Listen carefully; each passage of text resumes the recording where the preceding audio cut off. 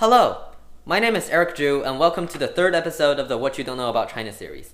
In this episode, we're going to be talking about traditional Chinese medicine, which is such a fascinating topic. Let's jump right into it.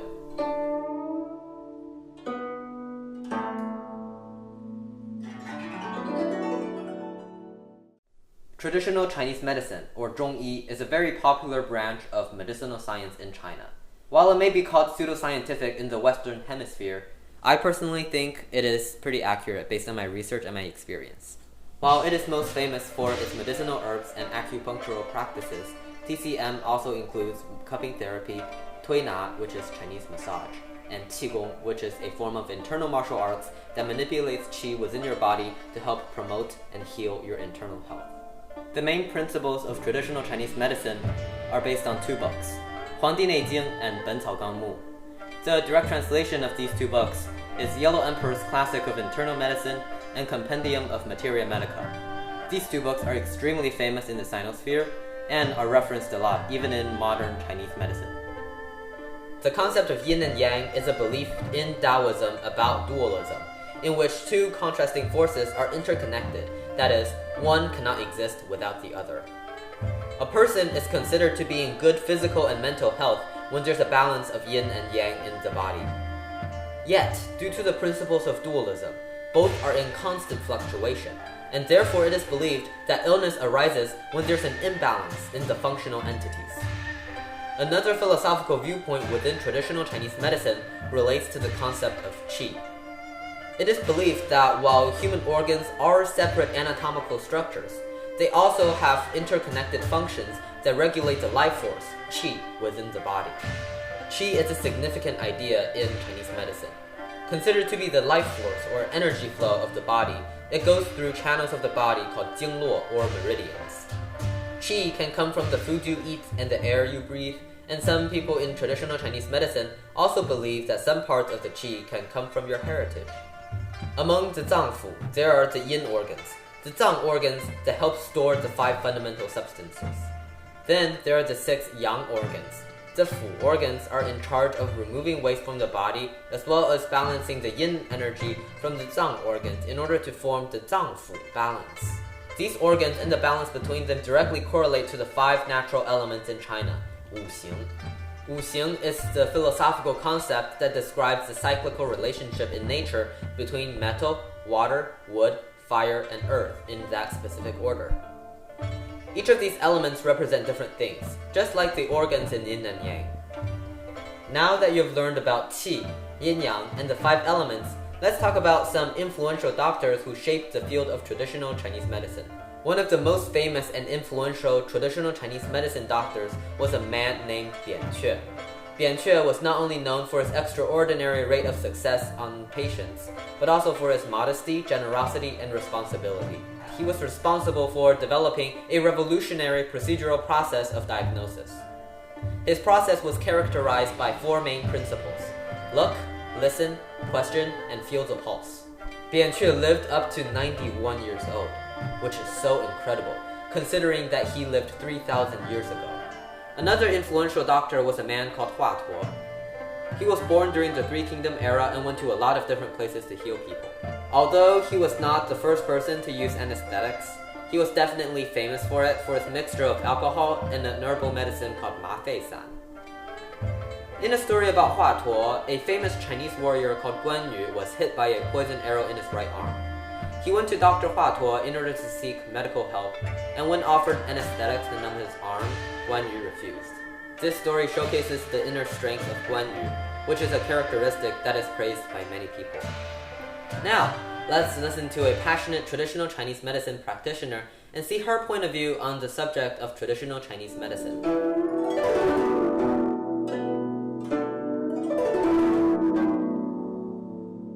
我呢是我们上海浦东新区浦南医院中医科的主任，然后是博士，是副主任医师。说大家作为华人吧，应该都知道有中医。在国外，你可能更多的就是说，如果生病了，尝试的方法还是西医。其实西医呢，它是我们也叫现代医学，是随着科学不断的进步，然后衍生出来的。尤其是有一些急性毛病的，你比如说真的心梗了。然后需要溶栓的。从西医的角度来说，它治疗一些急性的毛病，我们肯定要首先去选西医。中医呢，在慢性病方面可能优势更明显一点。那么这两个都是医学，就是到底有什么本质的不同呢？它本质的不同其实就在于理论依据啊。西医来看病，我们都知道给你诊断一个病的名称。你比如说你发烧了，你去看病，可能通过检查，他可能告诉你是肺炎，这个根据这个诊断，然后我们再去用药，再去治疗，把它叫做辨病论治。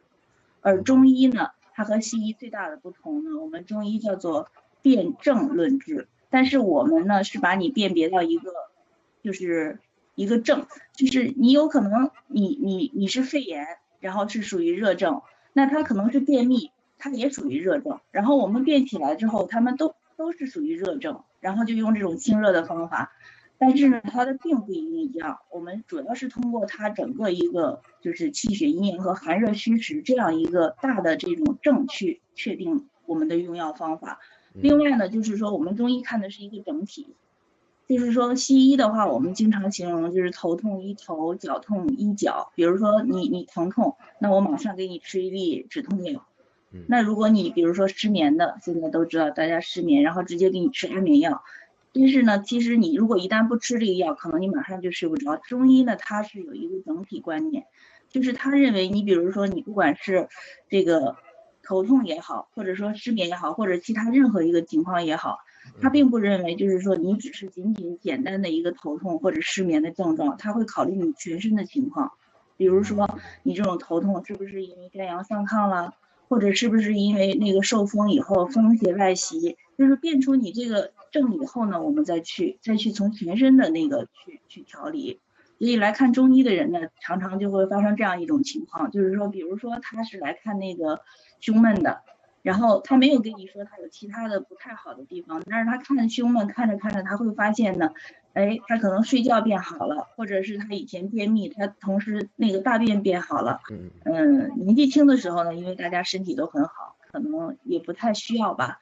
随着年龄的增长呢，就是我们其实中医呢，对我们日常生活的这种指导意义还是非常大的。有的时候你可能稍微有那么一点点不舒服，可能只是这个简单的没力气呀、没精神呀，那我们可能就可以自己判断着去用一些中药去作为一些茶饮啊。所以做中医的人呢，一般可能逐渐的，我们就是都会调整到自己这种比较平和的状态。确实呢，就觉得中医呢，它可能不仅仅是一个医学，它实际上是一个全方位的，它有很多哲学的东西在里面。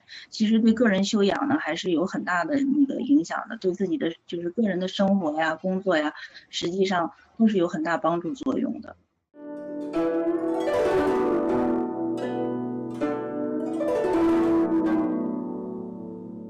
Despite the revolutionary concepts of traditional Chinese medicine, there are also controversies regarding the scientific basis of traditional Chinese medicine, seeing that many of its medical practices are based on the philosophies of Taoism, including the concept of qi.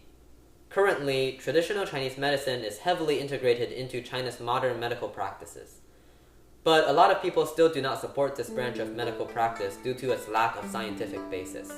Since traditional Chinese medicine is based on 5,000 years of testing and observation, every solution and remedy that it offers has been proven time and time again. While there are concepts that are not explainable by modern science, the numerous historical examples provide sufficient evidence for its effectiveness.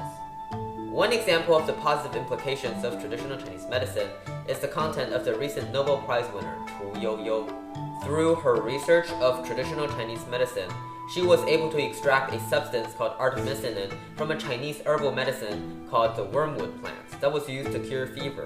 Through her combination of this substance with other remedial medicine, she was able to find a cure for malaria and increase the mortality rate by over 20%. Tu Youyou's discovery demonstrates that traditional Chinese medicine is not pseudoscientific and can inspire more modern medical advancements. While it is often viewed as unscientific in the Western Hemisphere, traditional Chinese medicine is still based on 5,000 years of testing and observation, giving us a very well-rounded view of our body. Through the collective information of multiple generations of doctors and numerous treatment cases in China, Traditional Chinese medicine provides us with a detailed representation of how our body works from the perspective of Qi and Taoism. Thank you so much for watching this episode about traditional Chinese medicine. Next episode, we're going to be talking about religions in China.